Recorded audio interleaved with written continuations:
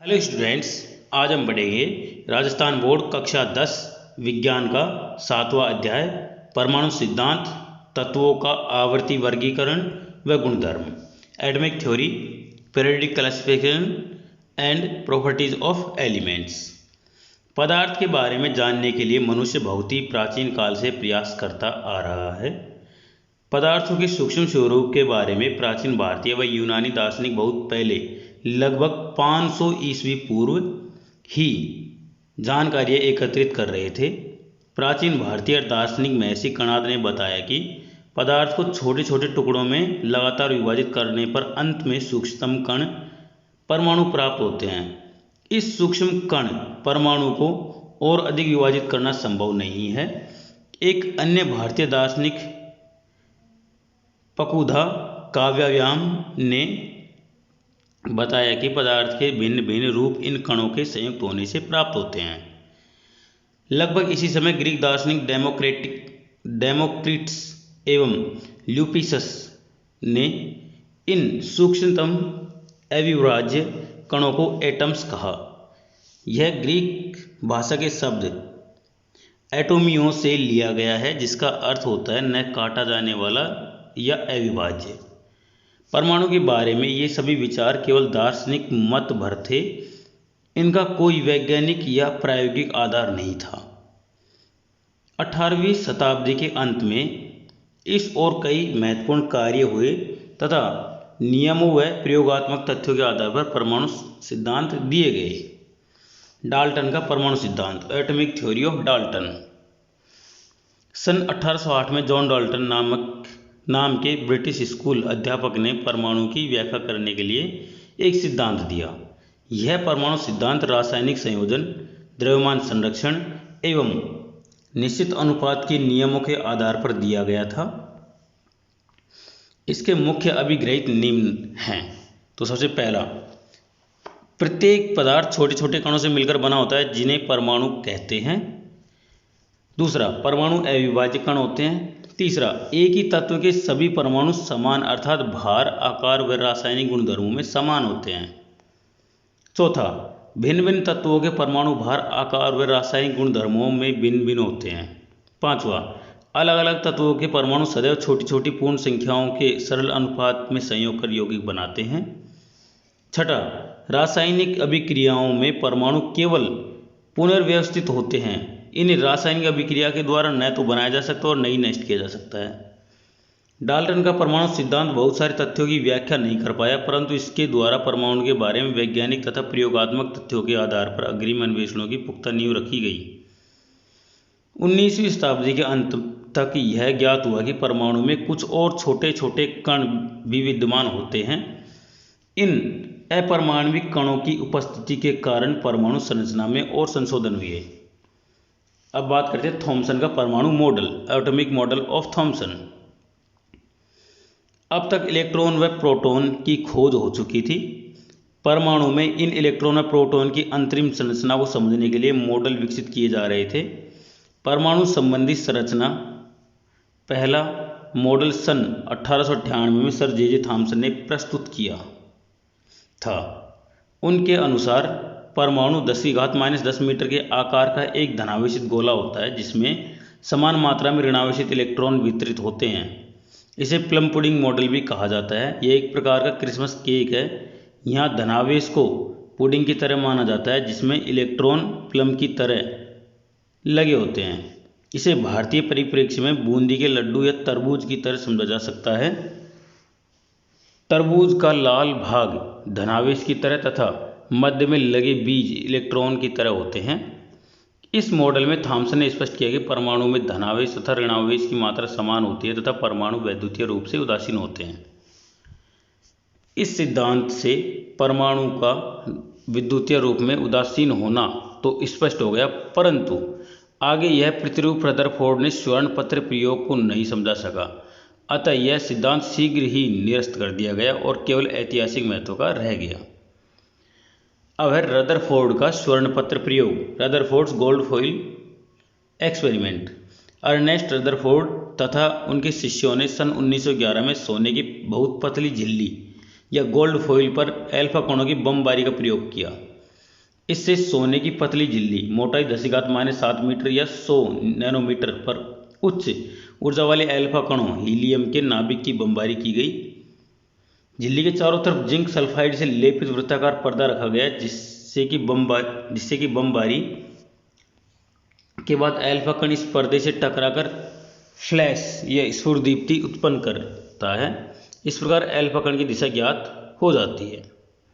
तो यहाँ पर देखिए, अल्फा कण एक परमाणु के अंदर से निकलते हैं तो कहाँ से, अगर वो केंद्र से होकर निकलते हैं तो वो अपनी जो दिशा है उससे भटक जाते हैं या फिर अपनी दिशा में वापस लौट जाता है, और अगर वो नाभिक से किसी दूसरी जगह से गुजरता है तो वहाँ पर वो प्रकाश सीधे निकल जाता है। उनके इस प्रयोग से प्राप्त प्रेक्षण इस प्रकार थे। पहला, अधिकांश अल्फा कण सोने की झिल्ली से बिना विक्षेपित हुए सीधे ही निकल गए। दूसरा, बहुत कम अल्फा कण कुछ अंश कोण से विक्षेपित हो गए, मतलब मुड़ गए। तीसरा, 20,000 अल्फा कणों में से एक अल्फा कण का विक्षेपण 180 डिग्री के कोण पर हुआ, मतलब 20,000 कणों में से एक कण ऐसा था जो टकराकर अपनी दिशा में वापस लौट गया। इस प्रयोग से प्राप्त प्रेक्षण अत्यंत अनिक्षेपित थे। स्वयं रदरफोर्ड के शब्दों में यह परिणाम उतना ही अविश्वसनीय था जैसे अगर आप एक 14 इंच तोप के गोले को टिश्यू पेपर के टुकड़ों पर मारे और वह लौटकर आपको ही चोट पहुंचाए। इन प्रेक्षणों के आधार पर रदरफोर्ड ने निम्नलिखित निष्कर्ष निकाले। तो पहला निष्कर्ष ये था, परमाणु का अधिकांश भाग खोखला और आवेशहीन होता है, इसलिए अधिकांश अल्फा कण सीधे ही निकल जाते हैं। दूसरा, अल्फा कण विक्षेपित हो जाते हैं, इसलिए निश्चित है कि उन पर प्रबल प्रतिकर्षण बल लगा होता है। अतः समस्त धनावेश परमाणु के अंदर एक जगह केंद्रित होना चाहिए। तीसरा, परमाणु में धनावेश का आयतन उसके कुल आयतन की तुलना में कम होता है। इस धनावेशित आयतन को नाभिक कहा। परमाणु का व्यास लगभग 10⁻10 मीटर तथा नाभिक का व्यास 10⁻15 मीटर होता है। उपरोक्त निष्कर्ष के आधार पर रदरफोर्ड ने परमाणु को निम्नांकित मॉडल प्रस्तुत किया। दूसरा, परमाणु का अधिकांश भाग रिक्त होता है, जिसमें चारों ओर इलेक्ट्रॉन वृत्ताकार पथों में तीव्र गति से घूमते हैं। इन वृत्ताकार पथों को कक्षा या ऑर्बिट कहते हैं। तीसरा, परमाणु विद्युत उदासीन होता है, अतः निश्चित रूप से परमाणु में जितने इलेक्ट्रॉन होते हैं उतनी संख्या में नाभिक में प्रोटॉन उपस्थित होते हैं। रदरफोर्ड का परमाणु मॉडल और मॉडल का प्रतिरूप भी माना जाता है। रदरफोर्ड का परमाणु मॉडल सौर मॉडल का प्रतिरूप भी माना जाता है। इस मॉडल में इलेक्ट्रॉन नाभिक के चारों ओर भिन्न भिन्न कक्षाओं में इस प्रकार घूमते हैं जैसे विभिन्न ग्रह सूर्य के चारों तरफ विभिन्न कक्षाओं में घूमते हैं। इस प्रकार यह मॉडल परमाणु संरचना की व्याख्या करने का मूलभूत आधार बना, परंतु कुछ तथ्यों को समझा नहीं पाया। तो ये क्या है? परमाणु मॉडल की कमियां, रदरफोर्ड मॉडल की कमियां। परमाणु के स्थायित्व की व्याख्या नहीं कर सका। दूसरा, परमाणु की इलेक्ट्रॉन संरचना को स्पष्ट नहीं कर सका। मैक्सवेल के सिद्धांत के अनुसार वृत्ताकार घूमता हुआ इलेक्ट्रॉन विकिरण उत्सर्जित करेगा, जिससे उसकी ऊर्जा कम होती जाएगी। इस प्रकार वह नाभिक के चारों ओर सर्पिलाकार गति करता हुआ अंत में नाभिक में गिर जाएगा, परंतु वास्तव में ऐसा नहीं होता है। यह परमाणु के स्पेक्ट्रम तथा एक कक्षा में उपस्थित इलेक्ट्रॉनों की संख्या एवं व्यवस्था को स्पष्ट नहीं करता है। नील्स बोर ने भौतिकी के क्वांटम सिद्धांतों का उपयोग कर रदरफोर्ड मॉडल के दोषों को दूर करने का प्रयास किया। अब हम पढ़ेंगे नील्स बोर की परिकल्पना, हाइपोथेसिस ऑफ नील्स बोर। सन 1913 में नील्स बोर ने हाइड्रोजन परमाणु की संरचना तथा उसके स्पेक्ट्रम को समझने के लिए प्रतिरूप बनाया तथा तर्कसंगत रूप से समझाया भी।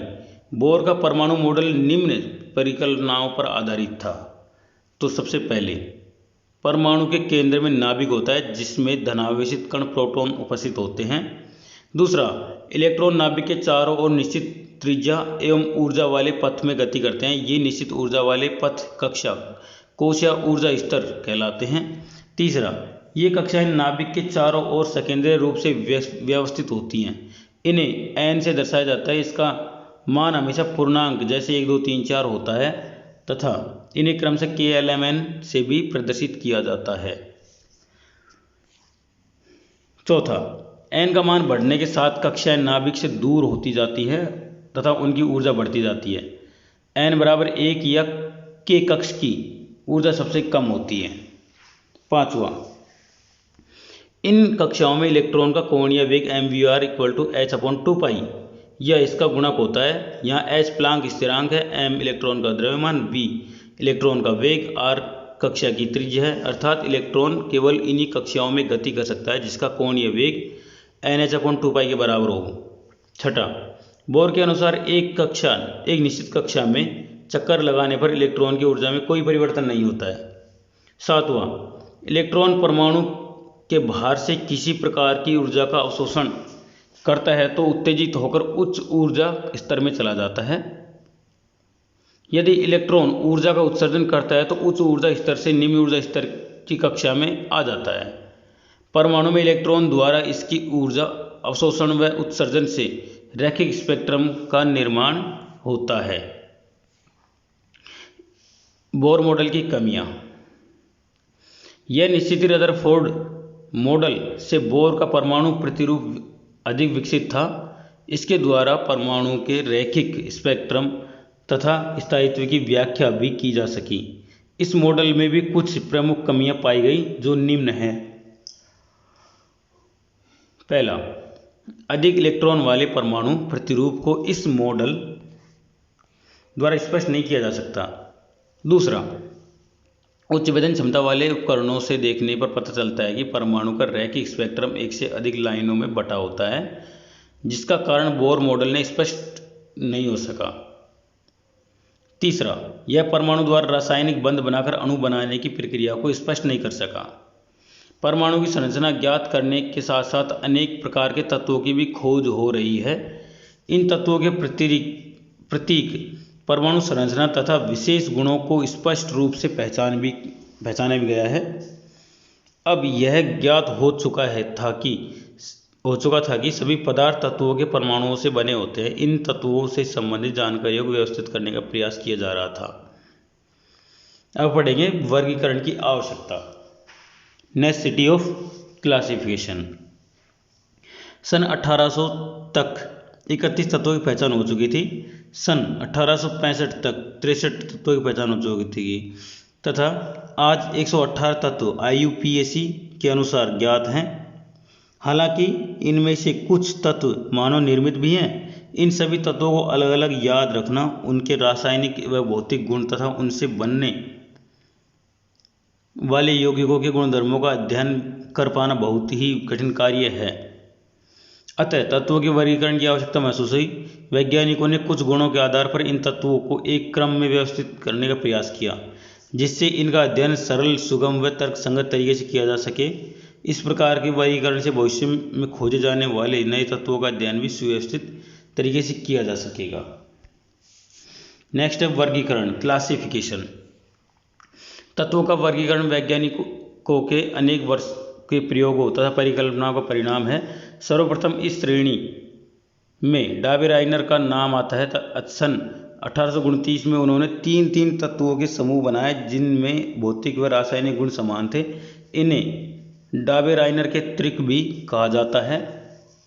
इस समूह में मध्य वाले तत्वों का परमाणु भार शेष दो के परमाणु भार के औसत के लगभग बराबर था तथा गुण भी दोनों तत्वों के गुणों के गुणधर्मों के मध्य के थे।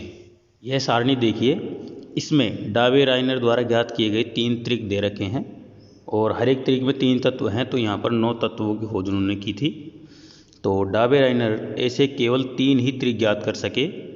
आगे यह नियम अनुपयुक्त रहा। इसके पश्चात अंग्रेज रसायनज्ञ जॉन अलेक्जेंडर न्यूलैंड ने सन 1865 में अष्टक नियम, लॉ ऑफ ऑक्टाव्स दिया। उन्होंने तत्वों को उनके बढ़ते हुए परमाणु भार के क्रम में व्यवस्थित किया तथा पाया कि 8वें तत्व के गुण पहले तत्व के समान थे। जैसे कि संगीत में सारे गामा पा धा नी सा, 7 स्वरों बाद 8वां स्वर पहले स्वर जैसा ही आता है। वैसे यहाँ पर लिथियम, फिर सोडियम, कैल्शियम, इनकी सेम प्रॉपर्टीज़ थी। उसी प्रकार से बेरिलियम, मैग्नीशियम और कैल्शियम की सेम प्रॉपर्टीज़ थी। यहाँ पर BAl की सेम प्रॉपर्टीज़ और इस तरह कार्बन और सिलिकॉन की, इस तरह से आगे जो दे रखे हैं उनकी प्रॉपर्टीज़ लगभग मिलती हुई थी। यह नियम भी कैल्शियम के आगे के तत्वों के लिए उपयुक्त सिद्ध नहीं हुआ। इसके बाद कई वैज्ञानिकों ने वर्गीकरण के कार्य को आगे बढ़ाया। इनमें रूसी वैज्ञानिक दमित्री मेंडेलीफ एवं लोथर मेयर ने स्वतंत्र रूप से आवर्त सारणी के रूप में वर्गीकरण को विकसित किया।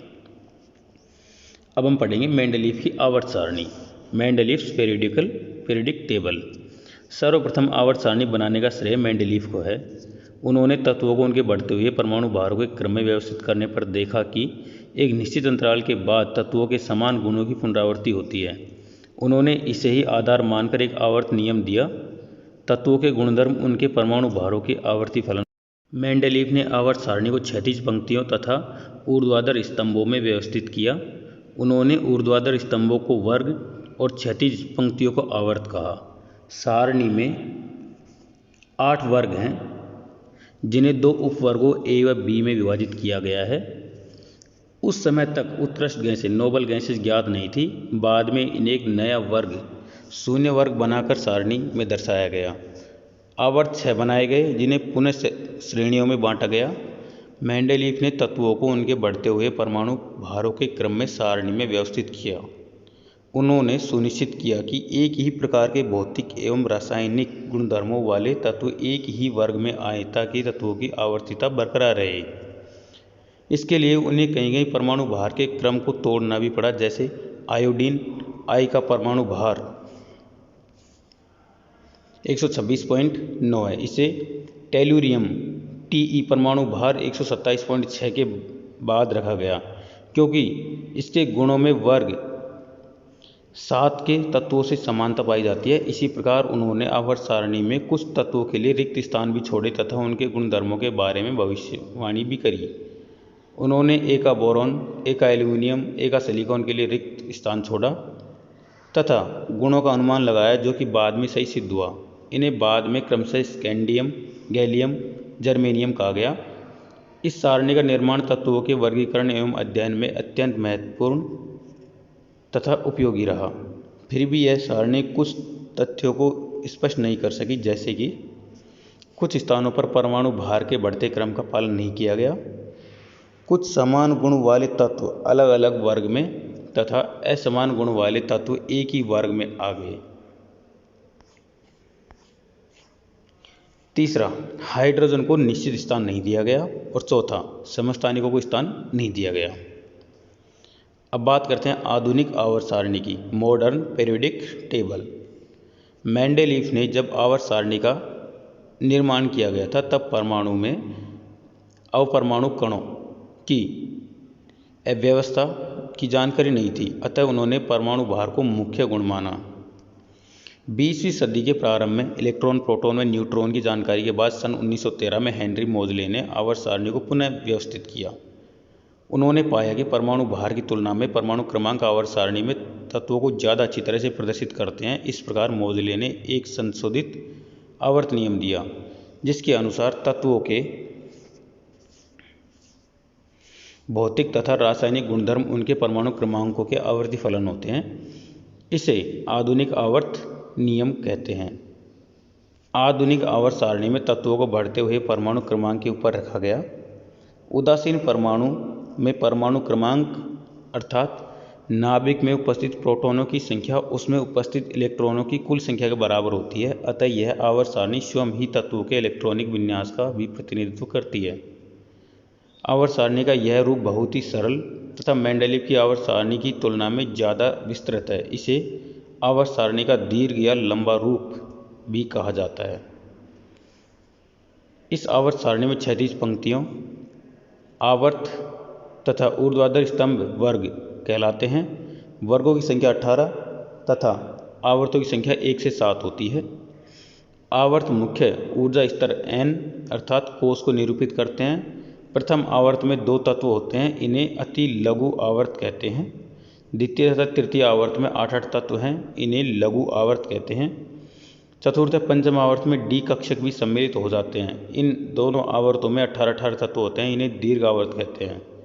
छठे व सातवें आवर्त में एफ कक्षक भी प्रारंभ हो जाते हैं, अतः इनमें 32 तत्व होते हैं, इन्हें अति दीर्घ आवर्त भी कहते हैं। हालांकि एफ ब्लॉक के एक एक प्रारूपिक तत्वों को आवर्त सारणी में लिखकर 2 क्षैतिज पंक्तियों में अलग अलग 14 तत्वों में दर्शाया गया है। इनमें पहली पंक्ति के तत्व लैंथेनाइड व दूसरी पंक्ति के तत्व एक्टिनोइड कहलाते हैं। इस आवर्त सारणी में यह तो स्पष्ट है कि एक ही ऊर्ध्वाधर स्तंभ अर्थात एक ही वर्ग में तत्वों के बाह्यतम कोषों के इलेक्ट्रॉनिक विन्यास समान होते हैं।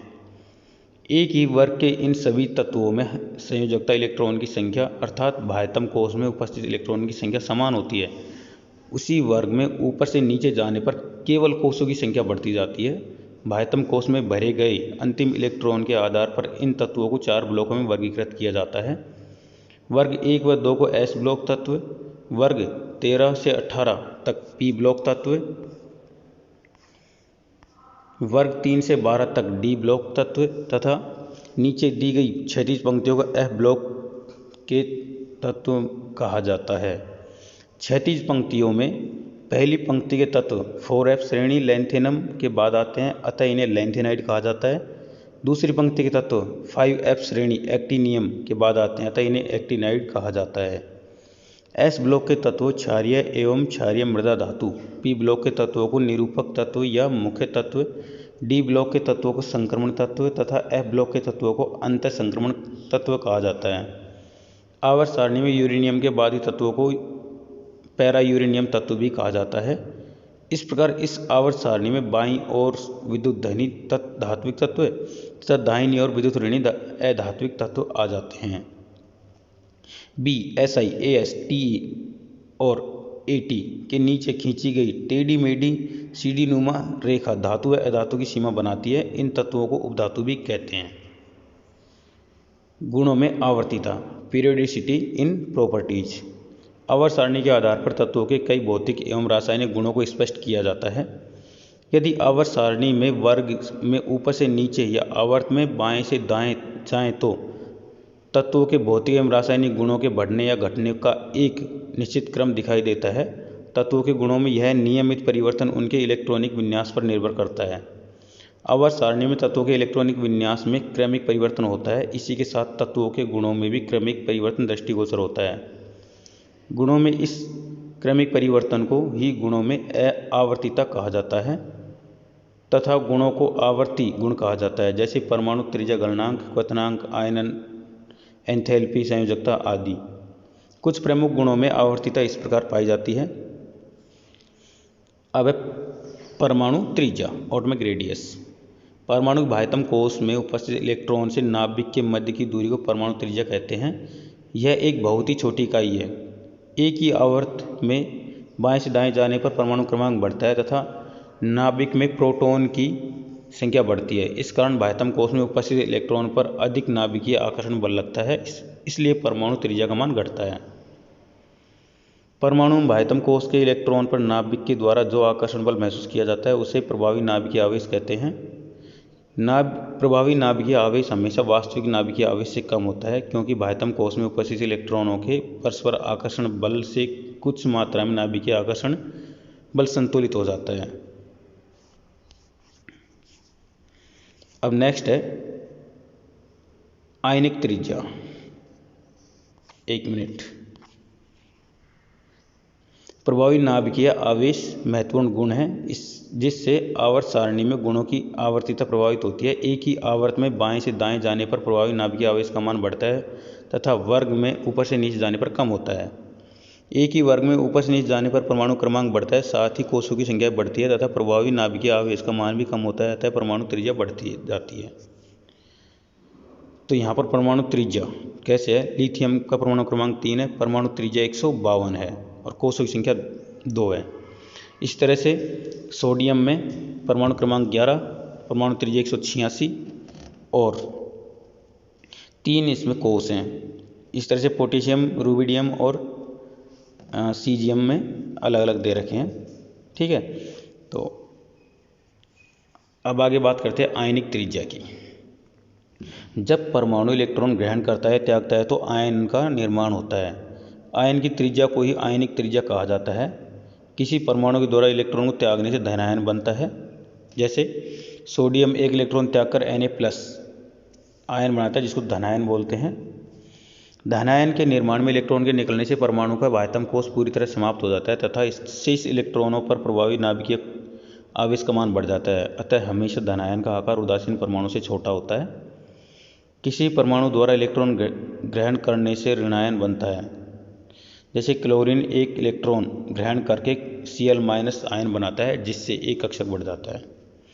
ऋणायन बनने से बाह्यतम कोश में इलेक्ट्रॉन की संख्या बढ़ती है एवं प्रभावी नाभिकीय आवेश का मान कम होता है। अतः ऋणायन का आकार हमेशा उसके उदासीन परमाणु से बड़ा होता है। नेक्स्ट है आयनन एंथैल्पी, आयोनाइजेशन एंथैल्पी। गैसीय अवस्था में किसी तत्व के एक उदासीन परमाणु से एक इलेक्ट्रॉन पृथक करने के लिए दी जाने वाली ऊर्जा आयनन एंथैल्पी या आयनन विभव कहलाती है। यह किलो कैलोरी मोल या किलो जूल मोल या इलेक्ट्रॉन वोल्ट मोल में मापी जाती है। चूँकि इस प्रक्रिया में ऊर्जा दी जाती है, अतः इसका मान हमेशा धनायन होता है। उदासीन परमाणु प्लस आयनन एंथैल्पी इक्वल टू बनता है धनायन, और एक इलेक्ट्रॉन बाहर निकलता है इसमें। उदासीन परमाणु से प्रथम इलेक्ट्रॉन पृथक करने के लिए दी जाने वाली ऊर्जा प्रथम आयनन एंथैल्पी धनायन से एक और इलेक्ट्रॉन पृथक करने के लिए दी जाने वाली ऊर्जा द्वितीय आयनन एंथैल्पी कहलाती है।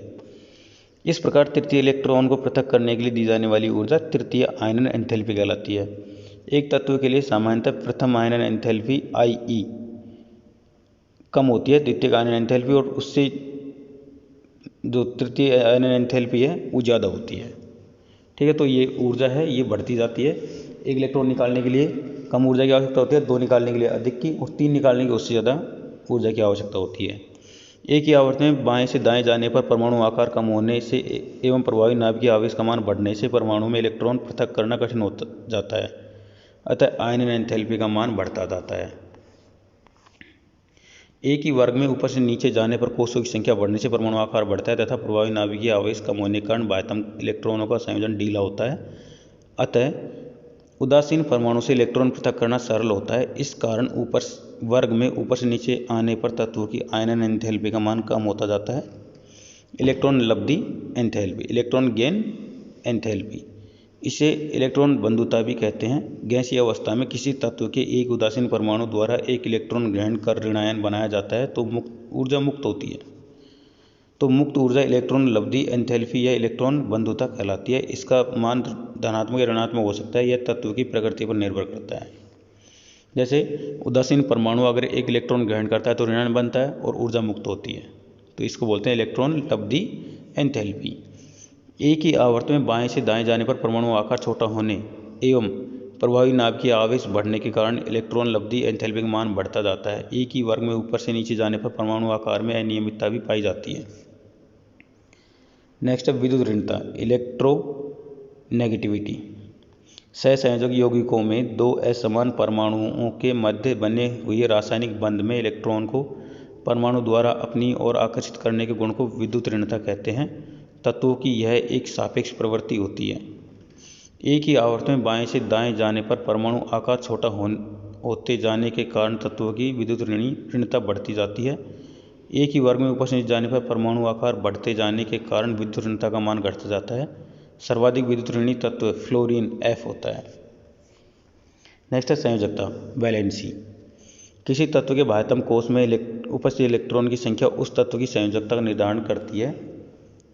इस गुण को तत्वों के इलेक्ट्रॉनिक विन्यास द्वारा स्पष्ट किया जाता है। सामान्यतः किसी तत्व के परमाणु में संयोग करने वाले हाइड्रोजन परमाणु की संख्या या संयोग करने वाले ऑक्सीजन परमाणु संख्या के आधे को उसकी संयोजकता कहते हैं।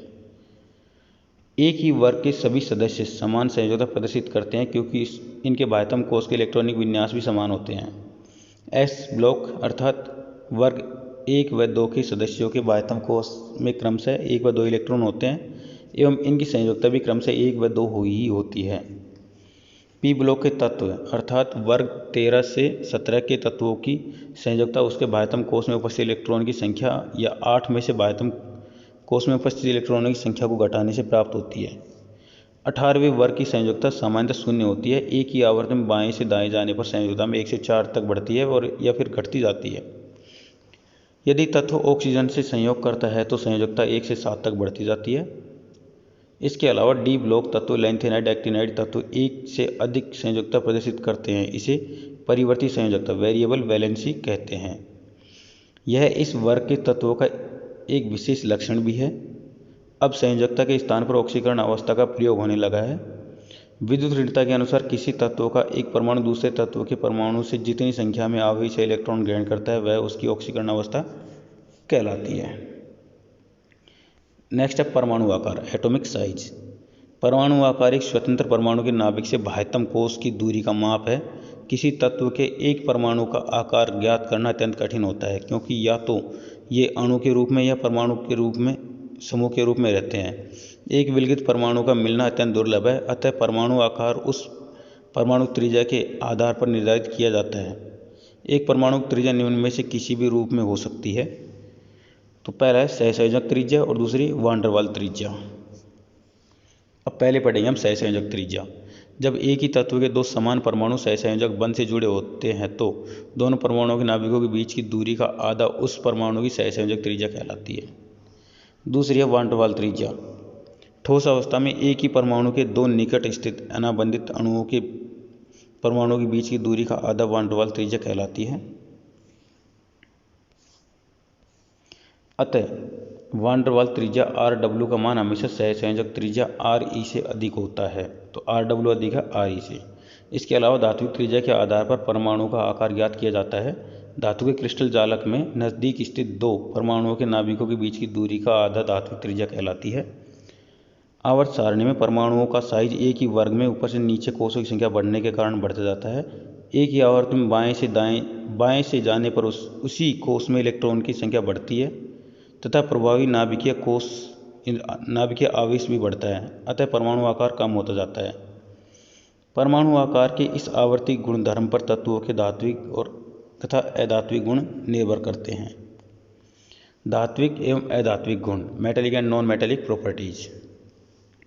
किसी तत्व के परमाणु द्वारा इलेक्ट्रॉन त्याग कर धनायन बनाने की प्रवृत्ति उसका धात्विक गुण कहलाती है। जैसे कि वर्ग 1 के क्षार धातु सबसे अधिक विद्युत धनी तत्व कहलाते हैं, क्योंकि ये सरलता से इलेक्ट्रॉन त्याग कर धनायन बना लेते हैं। यही सर्वाधिक धात्विक गुण रखते हैं।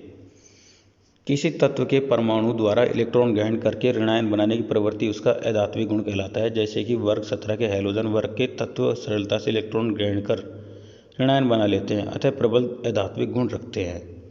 एक ही वर्ग में ऊपर से नीचे जाने पर तत्वों के परमाणुओं का आकार बढ़ता जाता है तथा प्रभावी नाभिकीय आवेश का मान कम हो जाता है।